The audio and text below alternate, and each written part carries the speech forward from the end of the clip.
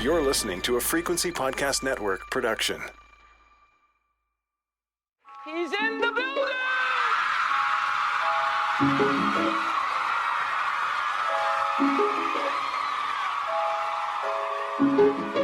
Drink the moment. Drink it. I said empty your mind. Coquettish and coy. Ow. Ow. What? And there's people that are dying. The wickedly talented. More than great. It was historic. Crack is What? Oh, good for you. I have to apologize. One of the hottest. Hello, and welcome back to The Reheat, a podcast that re-examines the hottest celebrity news and scandals of yesteryear and asks, how would we react to the same events if they had transpired today? I'm your co-host, Sarah Sahagian. And I'm your other co-host, Sadaf. Now, just like last week, when we went deep into the cursed love triangle that is Brangelina plus one Jennifer Aniston, one of us will take apart a celeb scandal from the not-so-distant past, while the other offers her perspective with a fresh lens. This week, I'll be digging into the very quick rise and very quick fall of Bennifer, a.k.a. Ben Affleck, and Jennifer Lopez, who were first a very hot item back in 2002. Now, these two have gone back together recently. We don't know if it's going to be a quick thing, if it's going to last forever, but it all brings them back into the spotlight all over again. Sarah, how do we feel about Bennifer this time? I mean, good for Ben. I think that Jen was better off with A-Rod. That's my personal opinion. And I don't know how long this new romance will last, but I am happy when Jennifer Lopez is happy. So if he is giving her companionship and making her feel fulfilled in her love life, then I'm all for it. Absolutely. Now, I'm happy when Ben Affleck is happy. And this man has been through a lot of sadness in his life, so I'm thrilled to see them together again. And here's my thing, because I do think Jen is too good for just about anybody she's ever dated. But, you know, they had the same upbringing, they had the same lifestyle, they came up together at the same time in Hollywood. It's just always struck me as a perfect match. So personally, I could not be happier that they've reunited. But let's take a look back at when they first dated from 2002 to 2004. Now, they were one of the most notorious couples of the time. They even helped, with Brangelina, make couple portmanteaus a thing with Bennifer. It didn't hurt that they are two gorgeous people who were very, very, very, very famous. And while they were together, they were both kind of having upswings in their career. Jennifer Lopez had just worn that very hot green Versace dress to the Grammys that pretty much built Google. And she had been there with P. Diddy. So she'd been through a string of some very fascinating romances already. She was doing movies. She did The Cell. She did The Wedding Planner. Love Don't Cost a Thing had just come out, which is still great. And Ben was fresh off Shakespeare in Love, 5 years off from Good Will Hunting. We can't forget that moment. Boston can't forget that moment. He'd done Pearl Harbor. He just dated Gwyneth Paltrow. It was a time for these two. Now, while the pair had run into each other at parties for years beforehand, they officially met on the set of the, believe it or not, mafia film Gigli in 2002. Sarah, please give me your Gigli hot take. I'm itching for it. Okay, so Gigli is the movie that ruined Martin Brest's career. He had been nominated for Academy Awards. He was the writer and director of Gigli. It is a film about a low-level gangster, Gigli, who is charged with kidnapping the little brother of a district attorney. The film is problematic on many levels. So it has this pretty offensive representation of the Justin Bartha character who has a traumatic head injury. That's the person that Ben Affleck has to kidnap. And Gigli is not a very talented gangster. He's also pretty violent towards Justin Bartha. He is pretty discriminatory and ableist. So the mob boss calls in Ricky, played by Jennifer Lopez, to help Gigli with this job because she's infinitely more competent. Ricky is a lesbian. She is very honest with Gigli about being a lesbian. She's very forthcoming about this, but he becomes obsessed with her, keeps aggressively pursuing her, is very entitled to her, and for some reason, the movie thinks that he's correct, and the two of them, it implies, end up together. So that's my summary of Gigli. Now, that movie is as ridiculous as it sounds. I would love to defend it. I simply cannot. I remember watching it on a TBS Sunday afternoon when it was just on constant replay for some bizarre reason. And I just remember the terrible accents. Now, from a Massachusetts man like Ben Affleck, who's dedicated to nailing that accent, I don't know what happened to this New York Jersey mix that we were witnessing.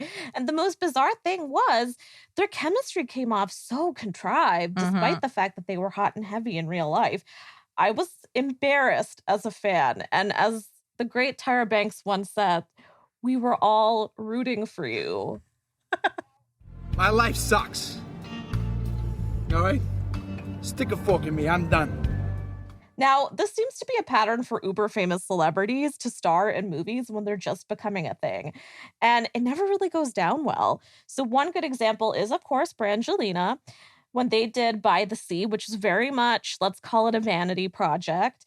And then, of course, Tom Cruise and Nicole Kidman, who did 3 movies together. And I'm personally a fan of Eyes Wide Shut. After seeing it for like the 10th time, I was convinced. Sarah, what do you make of celebrities who get together and decide to do movies to show off their coupledom? So I've never been a fan of it. To me, it either feels like TMI, like I don't need to see that. Like I don't need to see what you are like in your bedroom at home together because I'm just assuming that what I see on screen is real, even though it probably isn't. You're saying you don't love real life couple love scenes in movies? They don't feel real to you, Sarah? Because they feel hot to me. I don't know. Maybe I'm just not highly evolved enough to get over the fact that these people are together in real life. No, I get your point. Now, here's the thing. When celebrities are first getting together off screen, it's like the chemistry is bubbling up. So we get to see it play out in front of us, and it's so fun. But I think when these celebrities actually get together, they got to try and act up the chemistry, and that's where it kind of fumbles, and maybe also some couples fall apart. Now, needless to say, Gigli tanked with critics and at the box office. We all know this well. But for Ben and Jen, it was a personal win. While filming, Bennifer was married to Chris Judd, a choreographer and one of her backup dancers at the time. Ben and Bennifer have long maintained they never got together romantically on the set and therefore never cheated. But that's a whole other story for another time. Now, months later, she would file for divorce, and soon enough, she and Ben were spotted kissing, cuddling, canoodling, all those fun words, arm in arm by countless tabloids from the Daily Mail to the New York Post.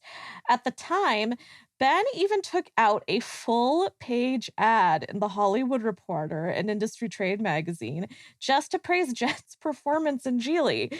He wrote, "You have shown kindness, dedication, diligence, humility, graciousness of spirit, beauty and courage, great empathy, astonishing talent, real poise, and true grace. I only wish I were lucky enough to be in all of your movies." So less over the top than skywriting, maybe, but also what us normals might consider Instagram official.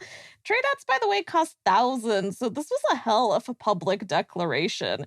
Sarah, was this creepy? Was it sweet? What was this?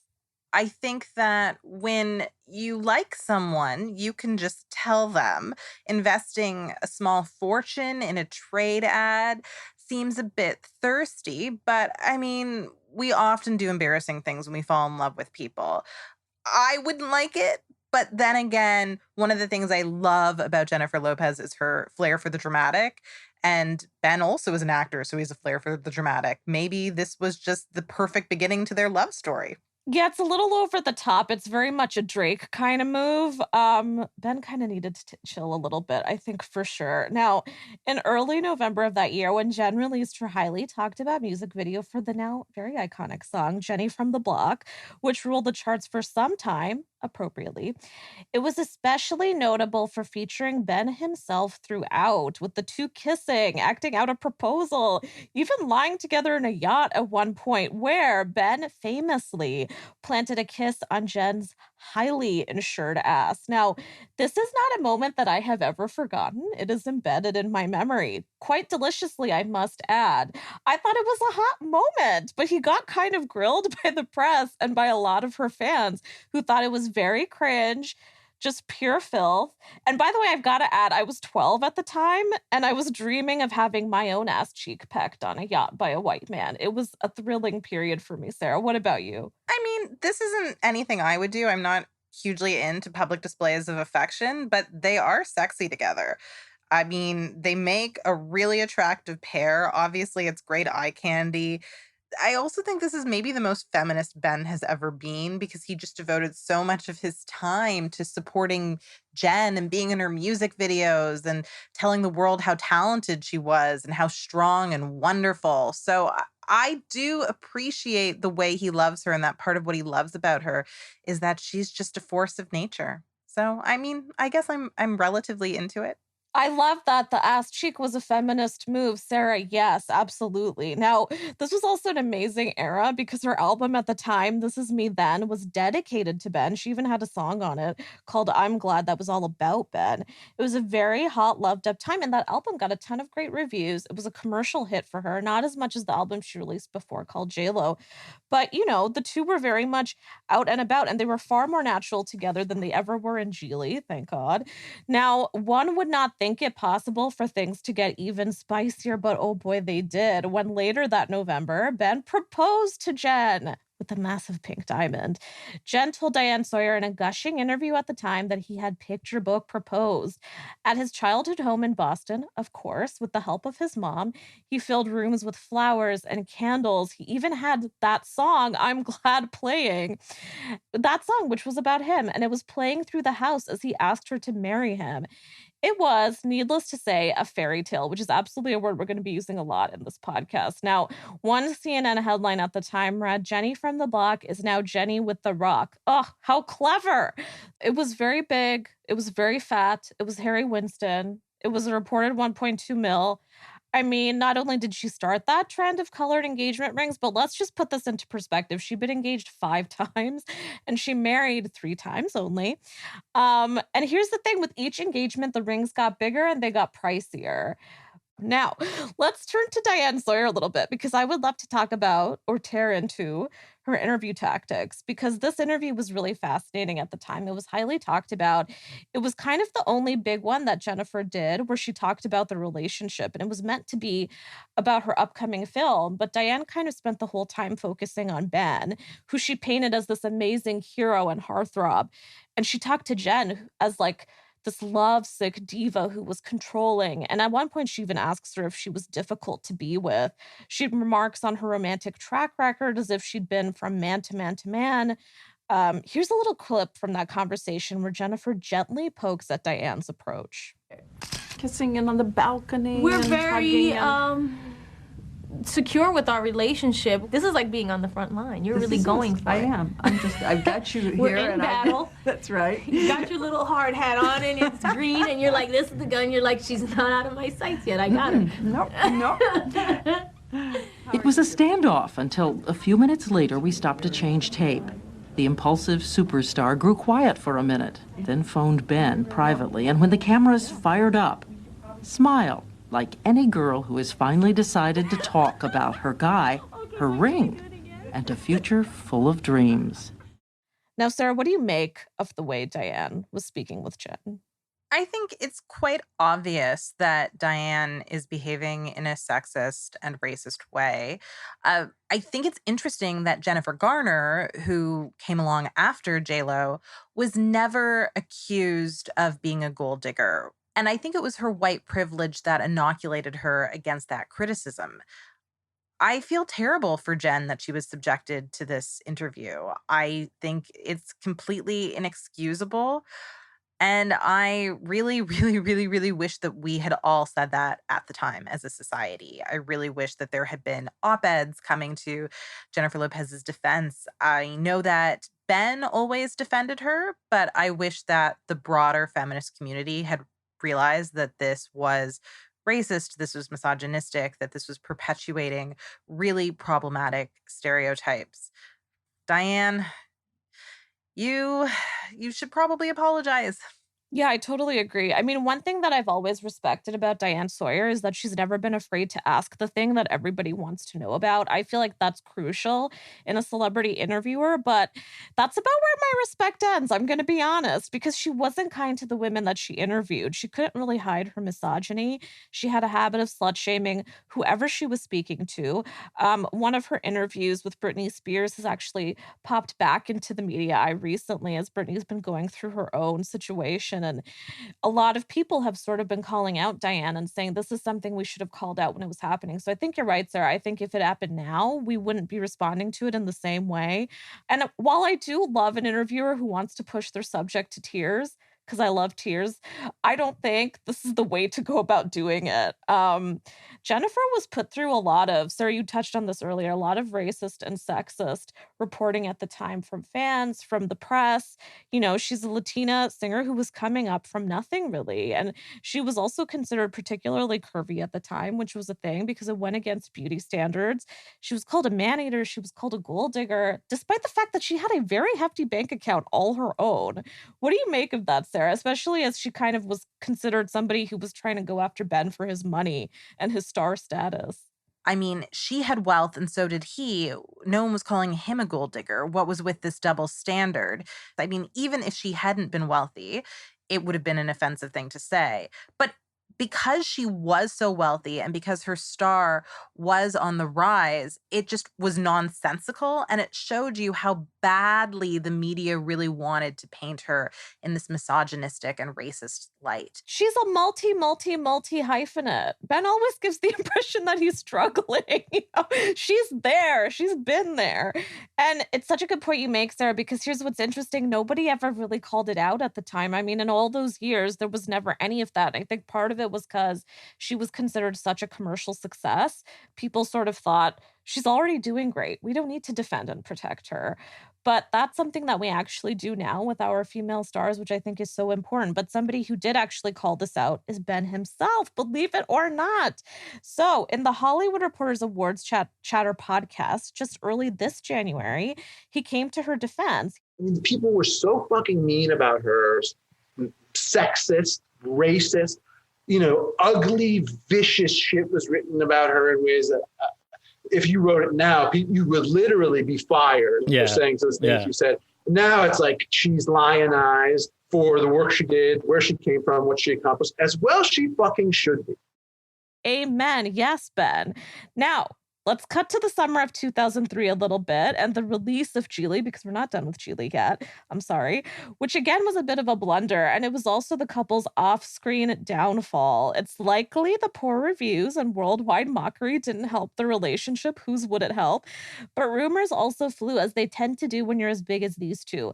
Ben was rumored to have cheated on Jennifer and to have been to a strip club while he was filming other movies. Well, she reportedly stopped wearing her ring. Now, I do want to note here that a lot of these stories came out of the National Enquirer, which was very popular at the time. But I mean, this was a hell of a rag. They had a reputation for publishing straight up lies and slander. And we don't even talk about the National Enquirer now. Thank God. Now, both denied the stories, with Jen telling W Magazine, quote, "Watching that get so blown out of proportion, I was like, wow, this is where we're at. You can't walk into a place and hang out with a couple of friends without it turning into a national scandal," end quote. Now, in September, the pair announced they would be delaying their wedding the day before it had been rumored to go on. I mean, that is a red flag. They said it was due to the excessive media attention surrounding the wedding. They added, quote, "When we found ourselves seriously contemplating hiring 3 separate decoy brides at 3 different locations, we realized that something was awry. We began to feel that the spirit of what should have been the happiest day of our lives could be compromised. We felt what should have been a joyful and sacred day could be spoiled for us, our families, and our friends." By January 2004, it was sadly official. The two had split. Here's a clip of Jennifer explaining what went wrong during their relationship on the Graham Norton show in 2010. Honestly, I've never really talked about it before, and, I love Ben. He's a great guy, but it was a lot for both of us to be under that type of siege for 2 years straight. It was like we were on the cover of every magazine every week, and it was just, I don't know, it was just a weird thing that, media catches on to certain things and they just go crazy with it, and that just happened to be one of the things. And our relationship, I think, did suffer because of that. That's not the only reason. I would never blame the media for anything, but I think it definitely played a part in the dynamic of our relationship. So I do understand that there was a ton of press scrutiny, and that would make it difficult to sustain your relationship. And the scrutiny that they experienced was intensified by horrific racism and sexism. So I have sympathy mostly for Jennifer because I love Jennifer.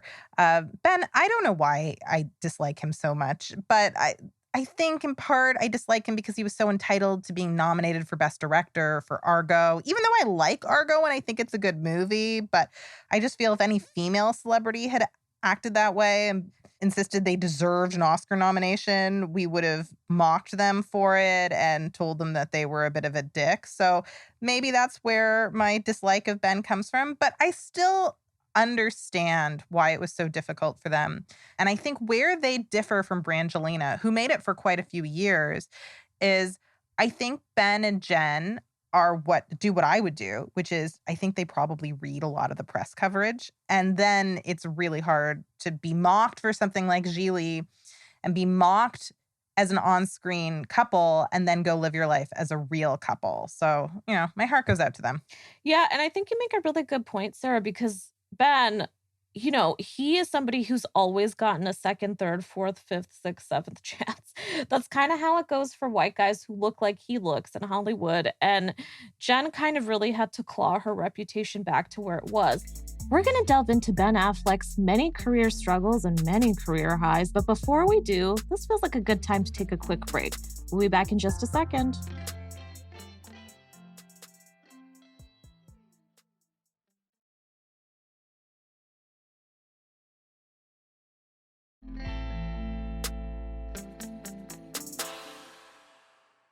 Now, going back to Ben's career after all of this, he was doing not so great after Gigli.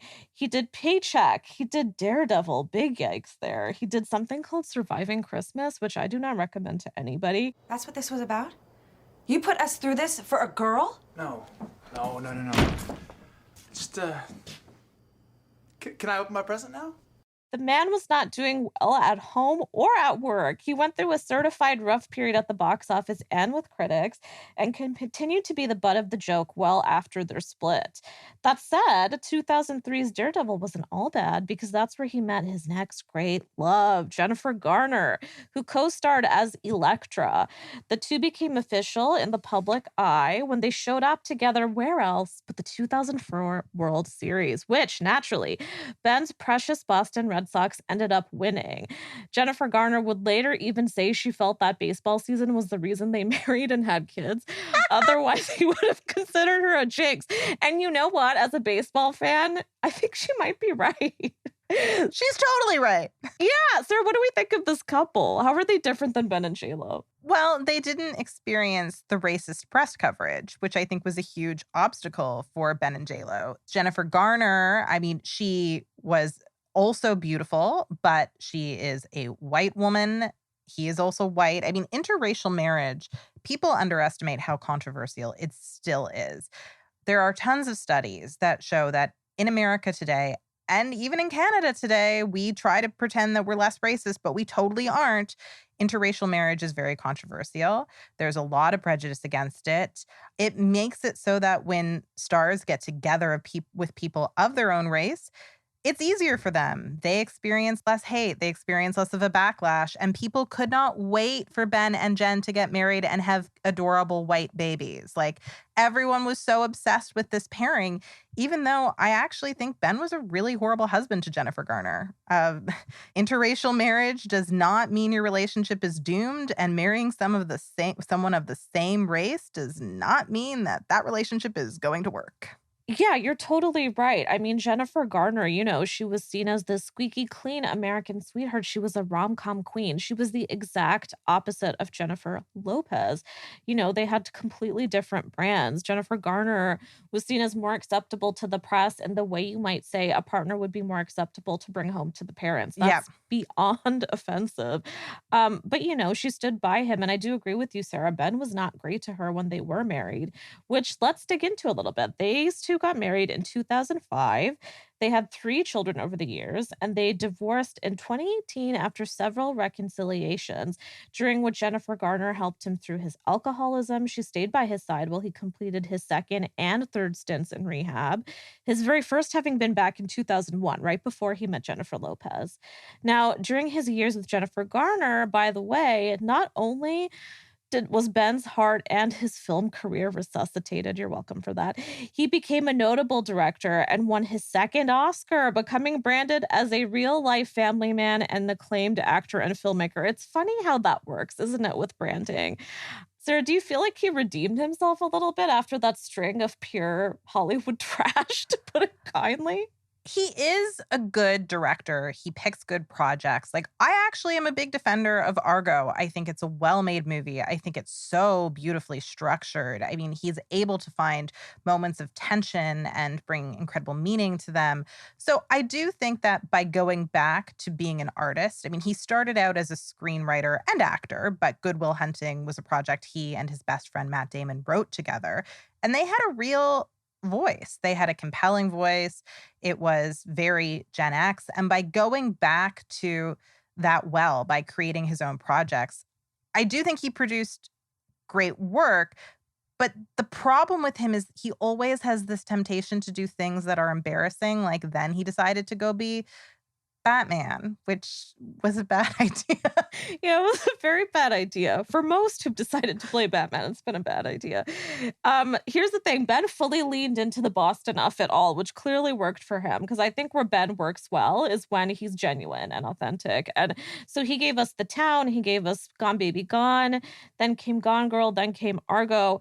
He was directing. He was writing. And I think that's where his skills really lie. I actually think he's a great writer. I think he's a great filmmaker. And I don't even really love Argo that much, but he did win an Oscar for that. And it's interesting because he kind of very much was on a very evident upswing in the public eye, critically, commercially, all of it. Even though I gotta say, I miss rom-com Ben.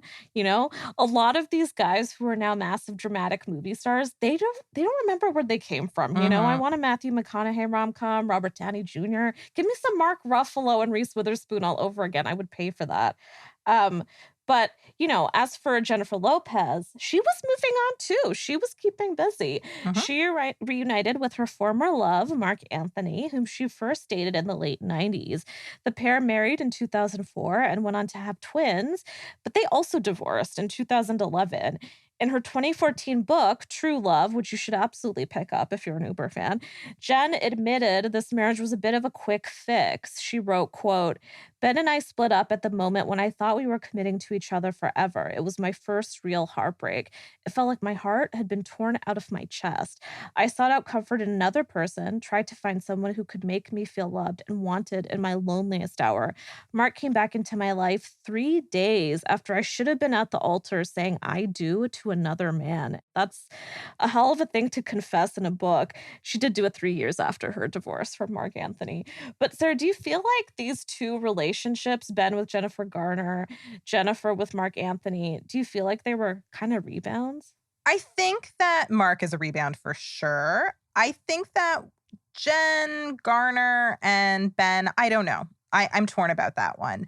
I think maybe he genuinely fell in love with her because Jennifer Garner made his life really easy. If they did a lot of magazine interviews where they discussed their traditional gender roles, how she let her career take a backseat so she could raise his 3 kids. And I think that at that point in his career where he really wanted to double down on writing and directing, she was a very helpful partner. And she made a lot of sacrifices that unfortunately our society still expects women to make. One of the things I love about Jennifer Lopez is she never takes a backseat to any man, and she would not have done that for him. And amen. That's great. You shouldn't have to sacrifice your career for your husband. I think with Mark Antony, I mean, J-Lo herself is telling us that this is a rebound. She herself is confessing that. So I believe what she's saying. Okay, here's my question. Can a rebound be a rebound if it lasts like a decade and if kids come out of it? I mean, Ben and Jennifer Garner were together for way longer than 10 years. They went through a lot together. So I agree with you. I don't think that was a rebound. When it comes to Jennifer Lopez and Mark Anthony, I think it might have started as a rebound. But here's the other thing. Jennifer Lopez has a very strong habit of going back to what's comfortable after her previous love affairs kind of fizzle out, which is super relatable. You know, you want to find comfort. You want to go back to something that you already know, as we know she uses Ben for this later. So it is something, you know, even us normals go through. Now, over the years, both Ben and Jen would go on to date others, with Jen entertaining, shall we say, romps with boys, including Drake, which did lead to the very great song, in my opinion anyway, Teenage Fever, but that's just what I feel. And she also dated Casper Smart, who was a dancer. Meanwhile, Ben dated SNL producer Lindsay Shookus, but no other relationships were as monumental as their most recent ones. For Jennifer, I'm talking a former very hot, very good, again, in my opinion, New York Yankee Alex Rodriguez, which, you know, if you want to pour a tank of salt in Ben's tattoo scars, that's how you do it. That is brutal. The two got together in 2017 and seemed like the perfect top-tier luxurious match, getting engaged in 2019 and traveling with both their families just about everywhere.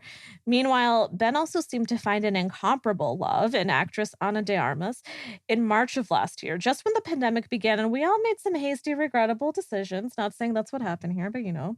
Although de Armas was Ben's Deep Waters co-star, the pair made headlines as she was also 16 years his junior. They were photographed everywhere, masked, maskless, outside his home, in her home country of Cuba, shooting together, eating together. She seemed to laugh at a lot of his apparently very hilarious jokes just about everywhere they went. I mean, this was a match made in heaven. What did you make of these two new loves for our fave, Sarah? So I love A-Rod and J-Lo. I will ship them forever. I was really devastated when they broke up, but I was looking forward to Jennifer Lopez's next conquest because she will never give up on love, which is one of the things I love about her. In terms of Banana, so I didn't understand what she was getting out of this relationship. Obviously, I understood why he liked her. She's talented. She's beautiful. She seems just like an angel. So I basically felt like he was doing the best he could, other than J-Lo, because obviously J-Lo is always the best. Who could be better than J-Lo? But I just felt like the relationship was a bit doomed. What about you? Here's the thing. I don't think age is a really big factor. I don't mind that as long as both parties are consenting and of age. But I think what's interesting here is for Ana, I feel like she was with this hot to some of us, older man in Hollywood who was very accomplished. And for her, it was probably, at least mentally, and again, allegedly here, it's just something fun, like this fling. You know, we've all been there. You kind of have that little thing with the older guy for a bit. But I think for Ben, it seemed like this was everything for him. I mean, he was very much in love.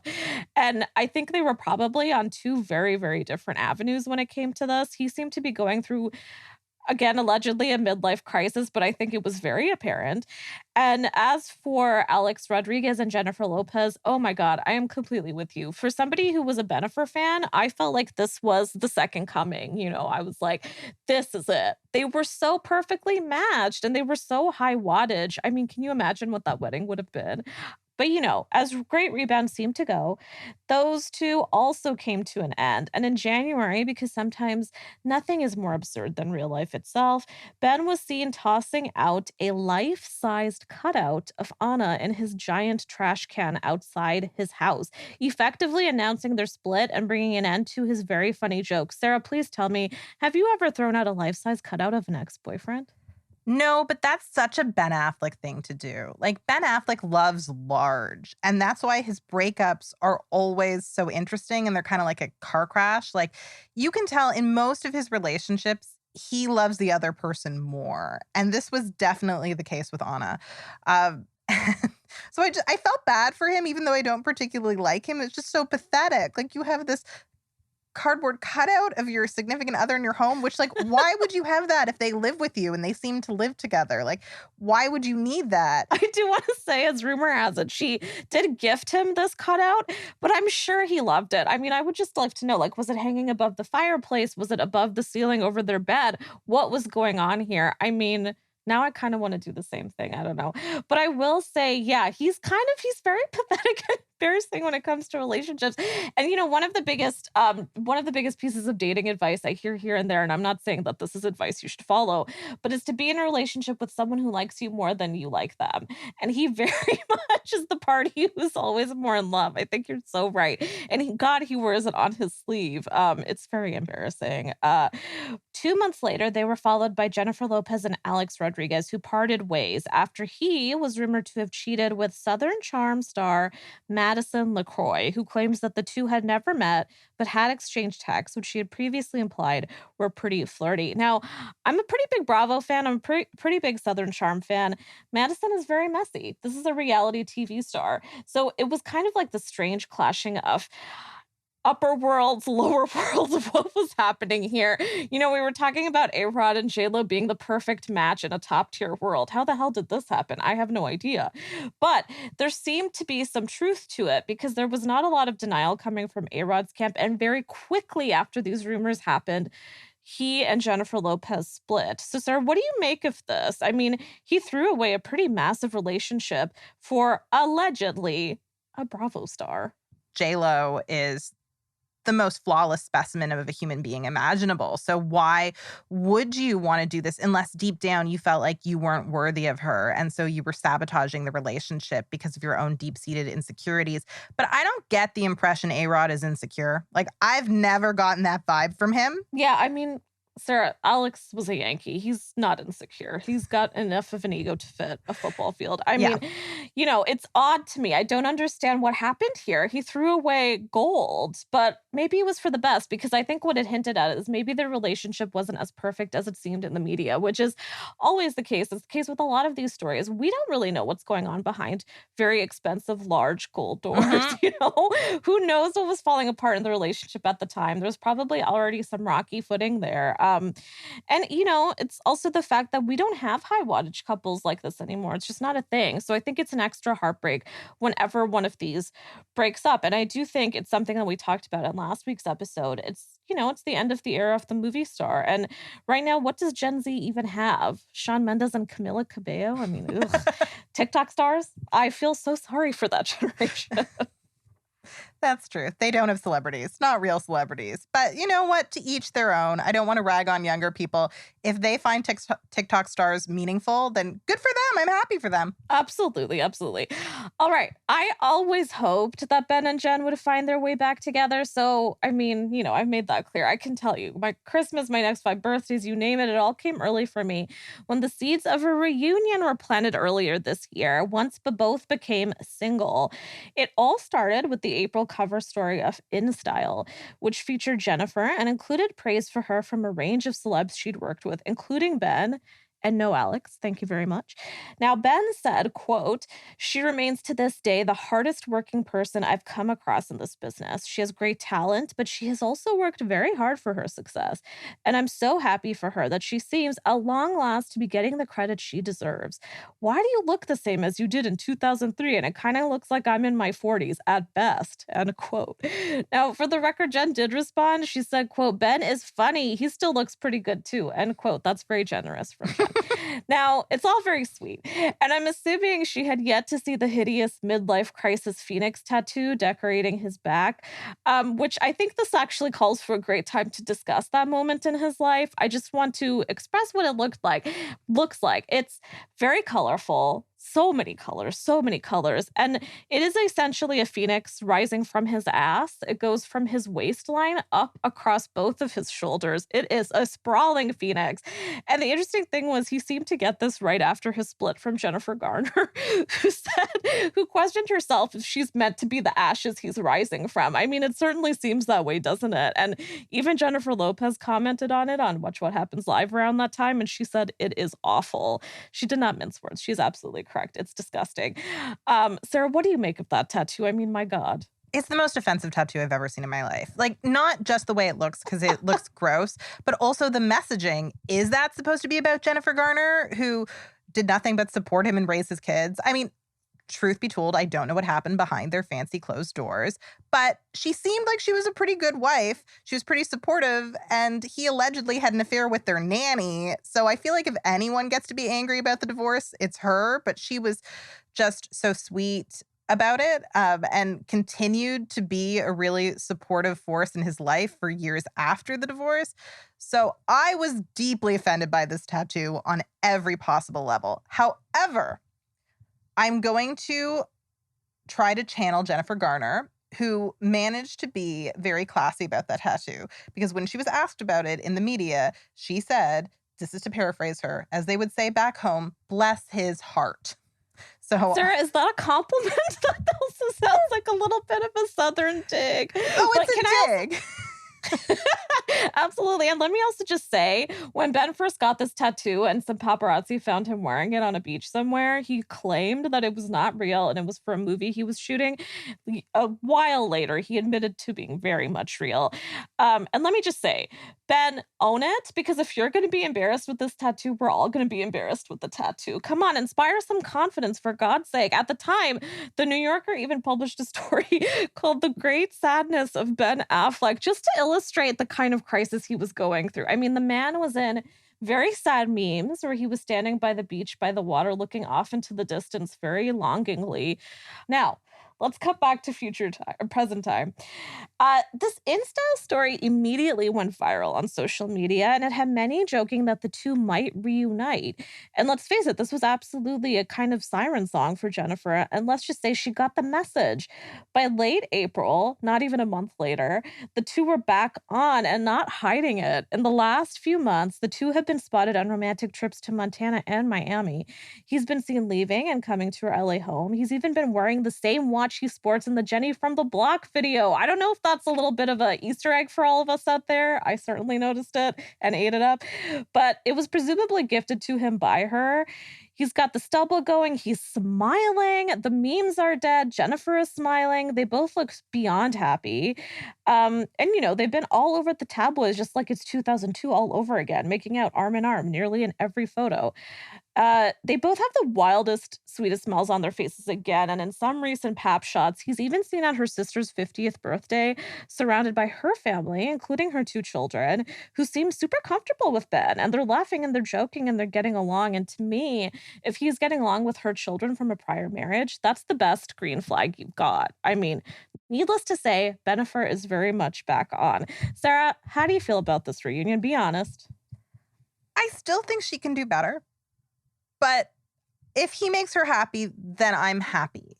I just want good things for her. Like, I'm still not over the fact that she wasn't nominated for an Oscar for Hustlers. I will never be over that fact.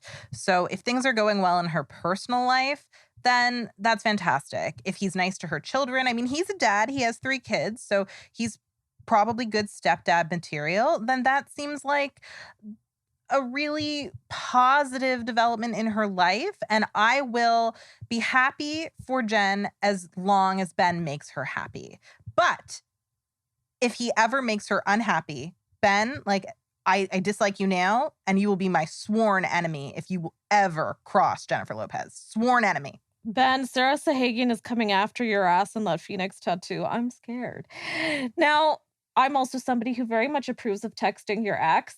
And those two clearly seem to have taken that route, as a lot of people have during the pandemic. No shame. He looks happy. She looks happy. She always said that he was the one that got away. Now, one thing, sir, I do want to ask you, because we were talking about this a while back when it happened, and you made a really great point about how now they don't have any of those goals that people have when they're starting out new relationships. It's all put away. They've got their kids. They've been married. What do you mean by that, Sarah? Tell us a little bit about it. So this is something I've seen play out in the real world with normals, where people marry someone other than their high school sweetheart or the person they were dating in their 20s, the love of their life. But then they get divorced and they go back to that person they were so in love with when they were younger. This is something that frequently happens. And at this period, it's almost easier to make it work, because if you had conflicting work goals, if you wanted to live in different places, or you had a conflict about whether or not to have kids, those things are resolved. They played out in your first marriage. And now you can just enjoy companionship. I mean, Jennifer Lopez and Ben Affleck are probably not in a place where they want any more kids. They're already established, so they don't necessarily have to make the kinds of sacrifices people have to make for careers when they're in their 20s or their 30s. They can sort of just enjoy being super rich, super famous people together. And they can have this great adventure in their middle age. Yeah, and I think the other thing that's really fascinating about this is that they admitted many times that what came between them was the press feeding on them. And this time they're not hiding all over again. I mean, neither one of them has commented on it. I'm sure that will come soon. Diane Sawyer's probably waiting with bated breath. But, it seems like they just don't care. They've been there. It's not a thing now, you know? They're older. It's something that's just a part of their lives. They know how this plays out. In 2016, she told people, different time, different thing. Who knows what could have happened? But there was a genuine love there. End quote. And to me, that kind of says it all. You know, these two have always had a little bit of love for each other. They probably allegedly hooked up here and there between other relationships. We don't know their lives. And let me just say, you know, all I want is a very glitzy J-Lo wedding. I want it to be catered by Dunkin' Donuts. I want her to have it. I want him to have it. I want his mom to be officiating. Am I part of this relationship to demand such a thing? No, though I would love to be a third wheel. Do I even believe in marriage? No, but that's besides the point. Maybe now is a great time to introduce our new segment. Hindsight is 2021.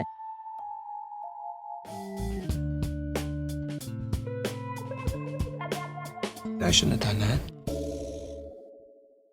What is one thing that you would change if you were Ben or Jen going all the way back to 2002? As much as I like Ben in the Jenny from the Block video, if I were Jen, I wouldn't have had any man in that video. I just would have been my fabulous self. I would have made it all about me. Because one thing we know about Jen is she's very committed to love and she will always find love. But one of the few constants in her life has been her commitment to her career and how brilliant she is at everything from dancing to acting to creating a fashion empire. So I would have made it all about me. I would have made myself my true love, which I really hope is the case for Bennifer. I really hope she loves herself more than anybody else because she deserves that love. She is better than everybody else. So you would take the narcissism angle. You know what? I love that for you, Sarah, and I love that for Jen. For me, the thing that I would have changed is I never would have broken up in the first place, but I know that's kind of like asking for a wish when you just get 3 wishes. So I think the thing that I would have liked to do, and this is tough to say because I think it would have been very difficult for her at the time, but to just call out the media for the way that they treated her. If Ben had made the statement that he made this January over a decade ago, I think that it would have led to more change. And I think one of the reasons that we love these two now is because we have more of a respect for women who hustle, especially women of color. And she's 50. She's killing it. As you said herself, she's got so much going on. She's built an empire and we respect that now. And hello, yes, give her that damn Oscar. It's going to come one day. And I think that's why they work so well now. He's also not that much of a public or critical or commercial failure. They're a success together and they're happy and it just is what it is. And that's that. They're the icons of our time. And I love them. Okay, should we wrap it up here? Sure. So is there anything else you want to say? No, I think that I've said my piece about how much I dislike Ben Affleck, but how much I support J-Lo. Oh, you got a lot of love in for J-Lo. I love it. Sadaf, where can our listeners find you? You can all find me on @_Sadaf Hassan, where I do tweet a lot about Ben here and there, so be warned. If you want to hear more from me, you can find me on Twitter @SarahSahagian. As always, we hope you'll be back next week and travel a little further back in time as we revisit a royal scandal. To find out which one, you'll have to tune in at Frequency. Now, if you liked this podcast, please rate, review, and subscribe so others can find us. Thanks for listening.